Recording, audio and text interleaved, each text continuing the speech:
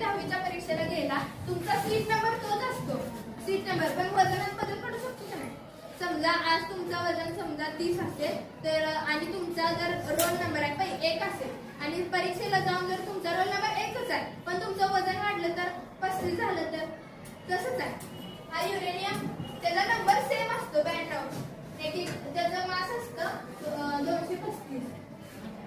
नंतर पुढे जाऊन त्याकडे न्यूट्रॉनचा मारा केल्यावर हा होतो 236. आता हे मारा कसा करतात बघूया.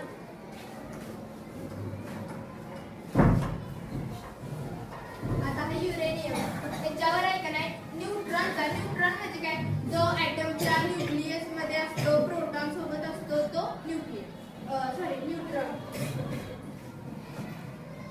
न्यूक्लियसचा मारा ह्याच्यावर केला. त्याचा पहिला ॲटॉमिक मास असतो 235. जेव्हा न्यूट्रॉनचा मारा या युरेनियमवर केला जातो तेव्हा हा युरेनियम 236 होतो.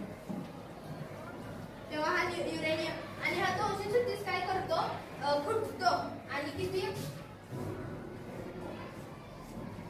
फुटतो आणि त्याच्यापासून 2 एलिमेंट तयार होतात, Ba आणि Ka आणि 3 न्यूट्रॉन बाहेर सोडतो.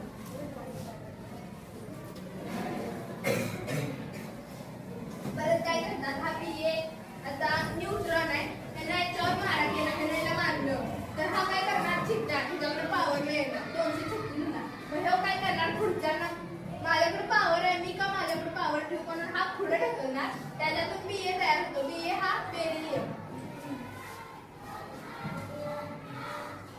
सॉरी इथं पुढचा आहे हा पुढचा बेरिलियम असतो इथे आणि इथं क्रोमियम असतो.